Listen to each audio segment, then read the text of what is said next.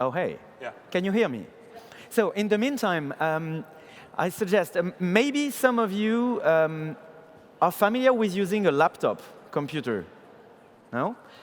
Maybe some of you are using a backpack every day. Maybe some of you have ever experienced neck pain, back pain, maybe aches that goes all along the arm, the elbows, because of too much typing, you know.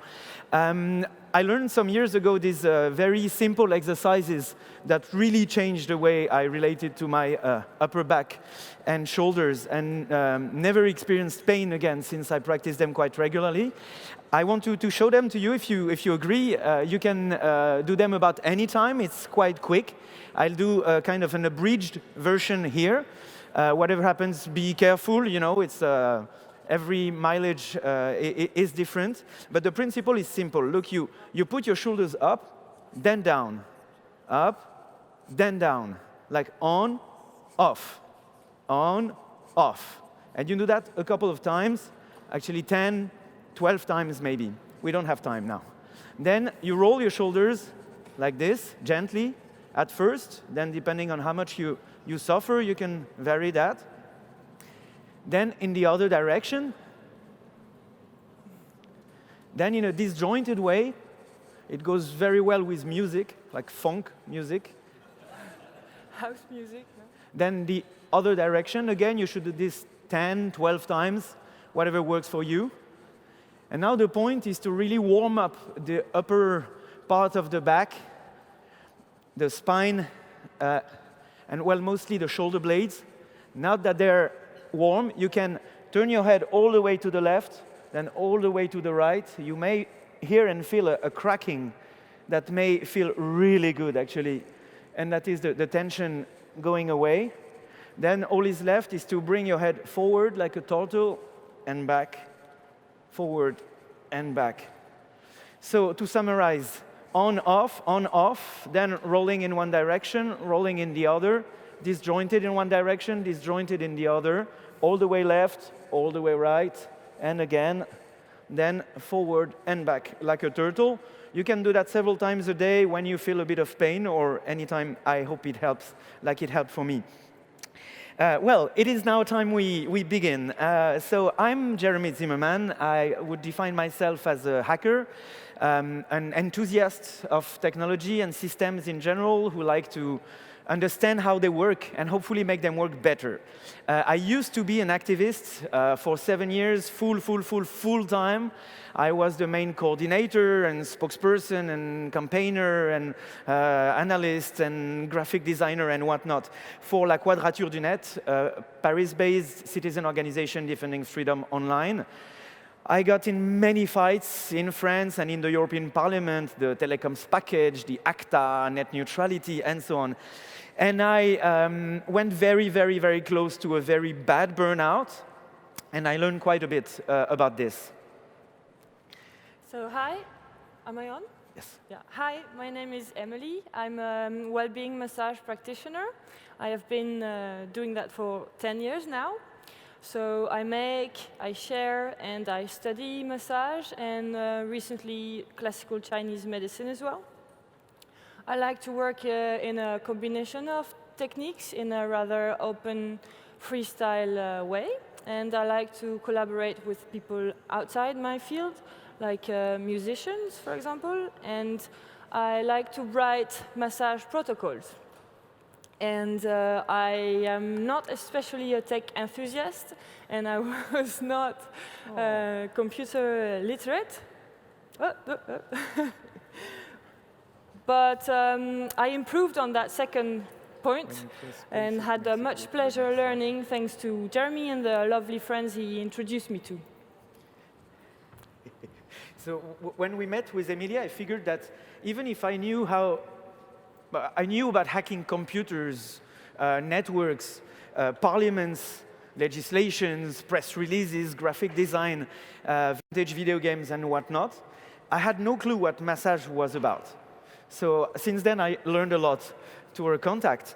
But when we met, I was so badly burned out. I slept 3 hours and 3 hours and 3 hours, had my phone constantly on my ear burning, was running from place to place and wasn't really myself anymore. Emily offered to give me my first massage, and after 1 hour, I figured I ended up in a state where I was so much recentered on myself, so much myself again, on a slow, deep breathing mode. I opened my eyes and I remember looking at her and saying, well, hey, you're a hacker. Right, so we've been talking already a bit about hacking, activism, and what it is that we do, but that's actually when Jeremy calls me a hacker that I really understood the meaning of the word and that I could really relate to it. So then I really gladly accepted his invitation to join him and La Quadrature du Net on a hacker summer camp in the Netherlands in 2013, where La Quadrature du Net were experimenting with their first tea house, now famous, and where other friends were there as well who'd been reflecting on the same questions. So that's basically where Hacking with Care started for the first time. So that was 3 years ago. So, So what's hacking, what's care, and what's hacking with care? To me, hacking is an emancipatory practice of humans versus systems or tools. It is a systemic approach where you have to understand the whole box in order to be able to think outside of it. It is sometimes about breaking, it is about remixing, it is always about inventing. It is, before everything, to me, a set of ethical values. It is about the free flow of information, the free sharing of knowledge, and it is about enabling others to participate. Care, there would be much to say about care, but simply put, I would say that care is about goodness, and even it's about common goodness, actually, and nurturing that. It's also about creating, sustaining harmonies and finding balance between one and the world, one and the other beings in the world, and one with oneself as well. I would say that care is not defined by a particular set of skills. Rather, it has to do with a presence and attention and an intention. What it is that you are going to do with what you love to do. What vision of the world are you going to support with what you do? And so, in that view, care, community care, self-care, for us will be all the same thing. Right. So this is what we mean by hacking with care. It's a shared vision, shared ethics, with common good at heart. It is our way to create situations, moments, formats in which to exchange and share. It is about producing resources to embed this knowledge we want to share. And it is to give us ability to engage into research. This is how we plan to hack care. This is how we plan to be hacking with care. This is how we do it. This is how we do it. Already.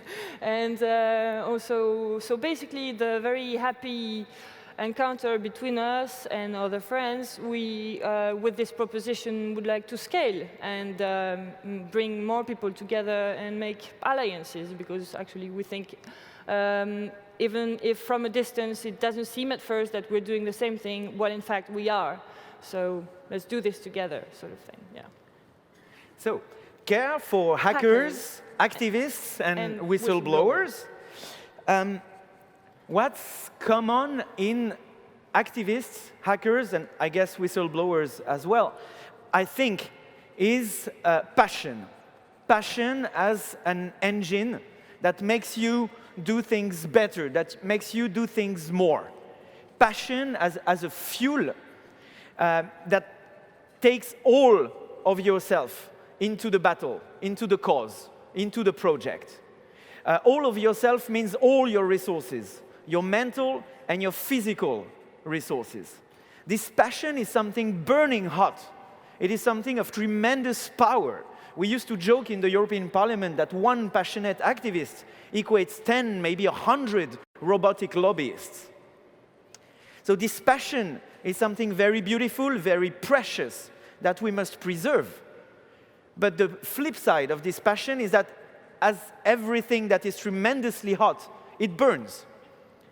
And it burns, and the risk is that it ends up burning you.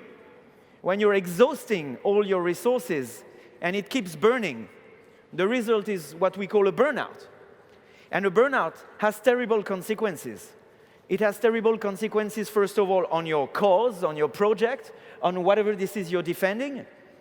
But it also has terrible consequences on yourself. It makes you stressed, anxious. Therefore, it makes you make mistakes. Therefore, it makes you lose your confidence. Therefore, it will make you be more aggressive. And therefore, it has consequences on the people around you. It makes you make mistakes the way you behave with people around you. And this is what leads to anger. This is what leads to tension. This is what could lead to infighting. And we know how much infighting is the main cause for failure of social movements and projects alike. So, it's one of the main.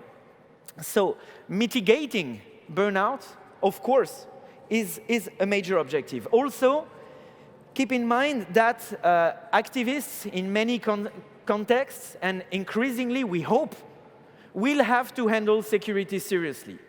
And this brings extra constraints on the body and on the mind. Handling those keys, keeping those keys on a USB at all time, keeping one or several laptops with you at all time, retaining physical control over those machines. How do you go to a doctor? How do you go to a sauna? How do you lay down on the beach when you feel tired if you have to get those 3, 4, or 5 laptops with you? Is something also we should keep in mind. Also, what is very interesting to me after my own experience is that when you're burning out, you're submitted to fast time. Everything around you is going faster and faster. Those phone calls, those tweets, those emails, you have to take care of them. You have to handle them. You have this feeling that if you stop, everything is going to crumble. So you have to be on top of it, which means that you become a slave to your environment. Your environment defines the time in which you live. When we all know that it is in other moments of times, in those long moments of time, when you decide, when you control, when you sit down, when you breathe deeply, that you can look at the future, that you can think for your well-being. It is in those moments of longer time that we can think strategically. And strategic thinking is what we need today, whatever your cause, whatever your project. This is what we badly need today. So it is about collectively finding ways to mitigate, detect this burnout when it comes, but also about taking back control over time and over timelines. Right, so on the subject of care for hackers, why care for hackers and activists? Of course, we're interested in care for everyone, but we do have at heart to focus on hackers and activists and whistleblowers. Is because not only do they work themselves out under very specific conditions, but they also face pretty intense repression from the systems of powers that they disturb with their action. People, companies, states who don't have public interest at heart, unlike our friends, and rather favor their profits and privileges. So it is a fact that hackers, activists, whistleblowers are closely monitored, they are intimidated, harassed, and they get all sorts of abuses, whether they be made-up accusations and disproportionate charges and whatnot. So how do we bring care in such complex and sensitive context, on top of all the specificities that Jeremy has described? How do we facilitate that access to care? As a caregiver, that will mean learning and experimenting and adapting with security, because obviously, as we have understood here, access to care will be closely tied to security aspects. And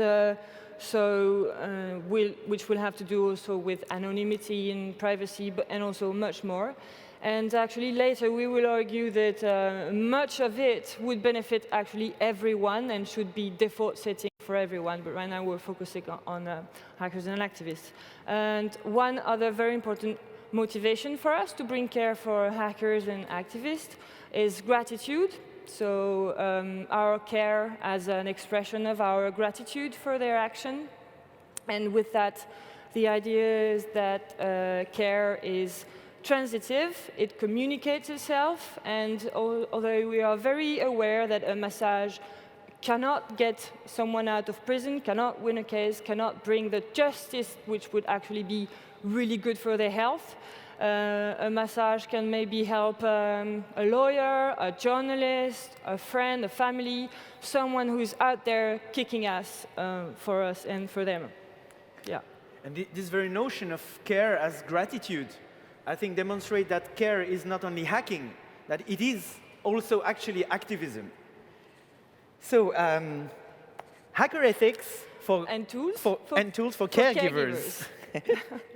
So when we speak of hackers' ethics and tools for caregivers, we refer to, for example, very concretely, access and circulation of knowledge and resources for care, as opposed to their privatization and restrictions around them, with paywalls, copyrights, and whatnot, trade agreements.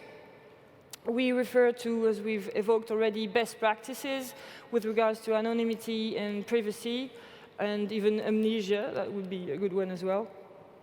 And here, let me paraphrase the publishing organization WikiLeaks. And so we want transparency for the powerful and privacy for the weak.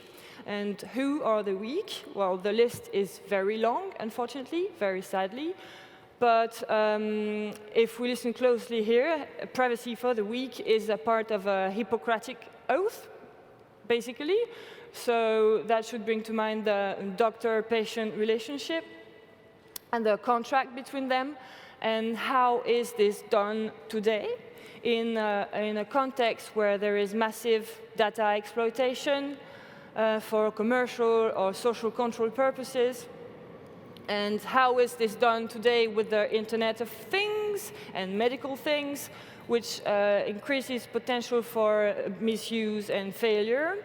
And also, how is this done today when we're in a context where there are abuses of power in the name of anti-terror, and basically caregivers and other state bodies who are being asked to turn into thought police and therefore breach policy, breach privacy with their patients. So that's the context. And when we talk about exploitation of data, it's important to understand that it has very concrete implications on everyone's freedoms and what they can do with their lives.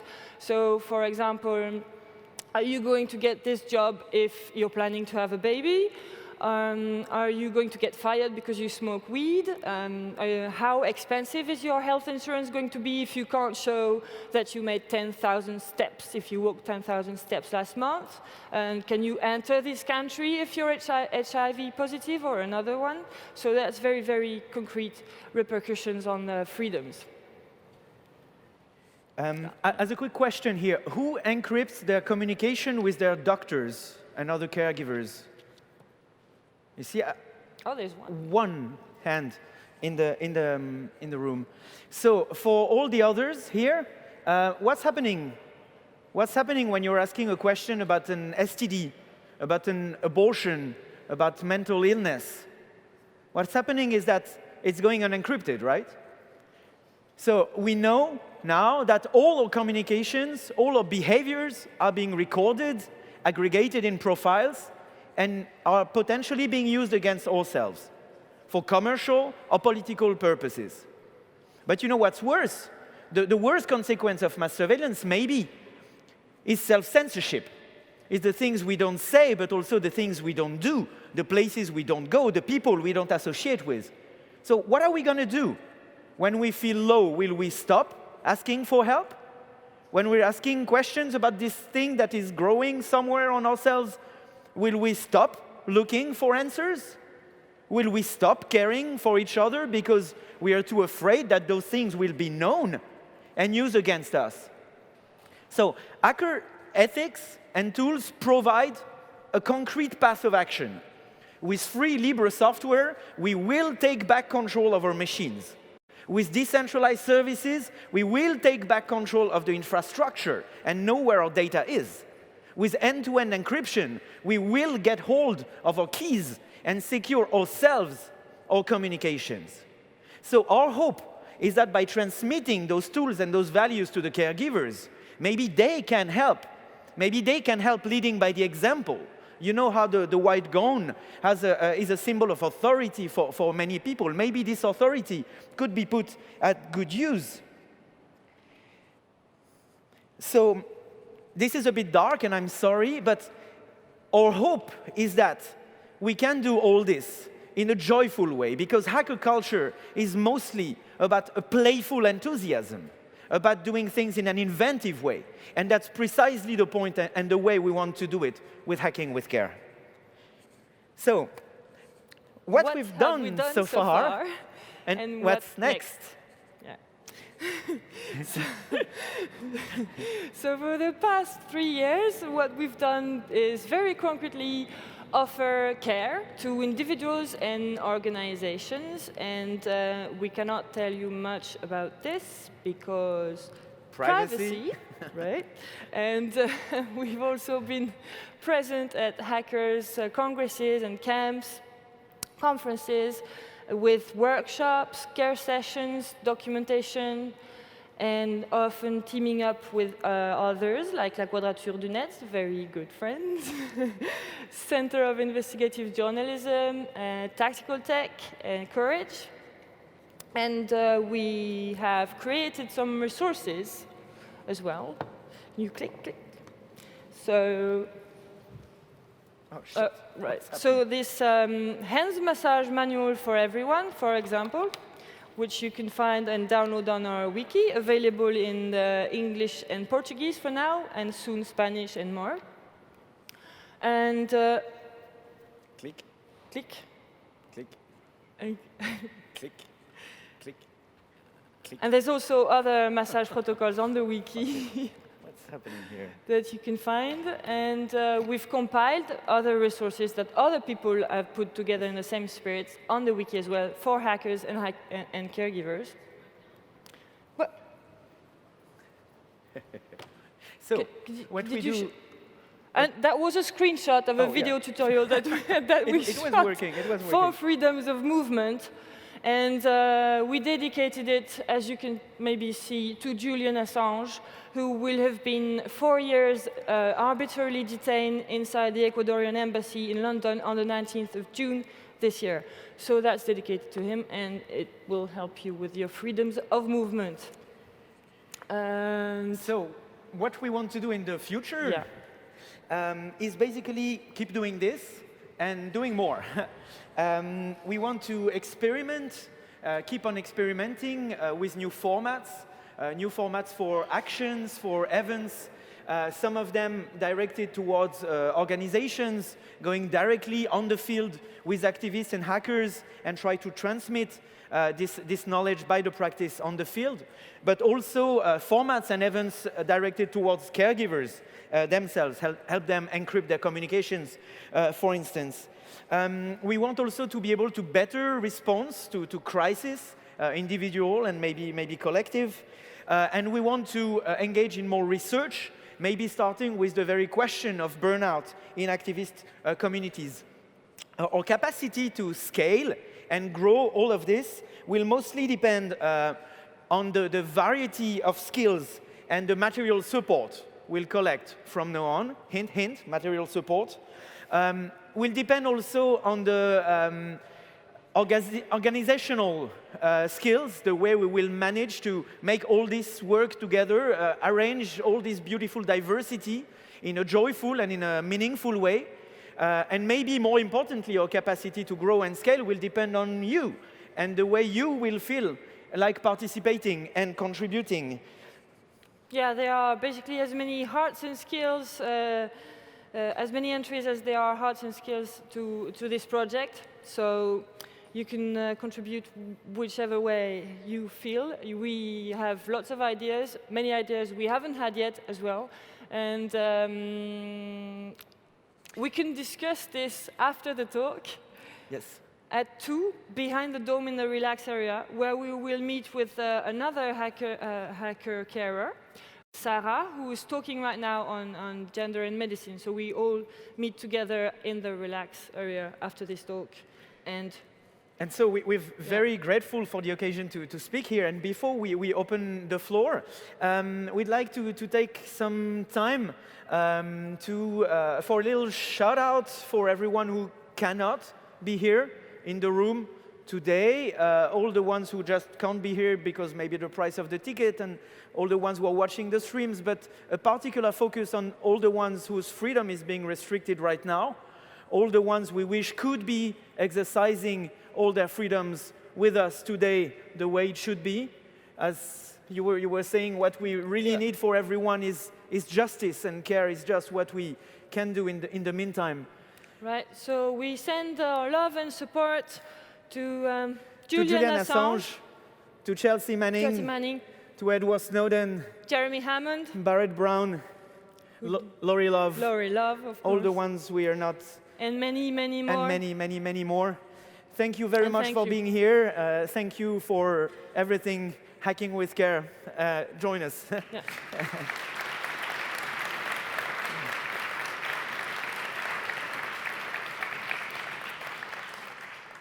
And we'll be now opening the floor for questions. Be aware that we have a list of keywords that, if they are pronounced during this session, will immediately lead to a song being sung by Emily and I. Yeah. Please. Who has a question? I don't see anybody here. Don't be shy. Somebody wants to ask a question, it's now. Well, there are no questions. Be aware that if there is no question, you'll have the singing, and it's worse. Okay, now we have a question. There is a question. It's good as a threat as well. Yeah. Hi, thank you for this talk. It's not a question. I would like to suggest non-violent communication as a way to learn how to talk to each other with more empathy as one of the caring activities that I would like to help you with in the future. Great. Yeah. Very interesting. Thank you. Thank you. Is there another comment or another question? No? So, well, thank you very much. Wait. Attends, we have this song, actually. There's a song, okay. Yeah, we have this song that we sing. It's not by us, but we sing it because it gives us a lot of courage. It shakes the stress. And also we like to think that when there are someone listening in on us, maybe, we like to sing this song. So Singing as a form of care. yeah, singing is care. So.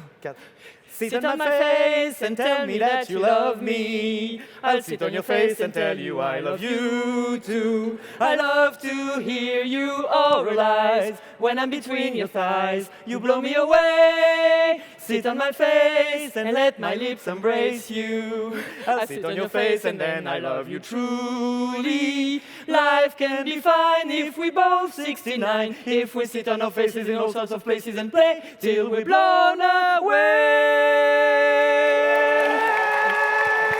Sit on my face. Thank you.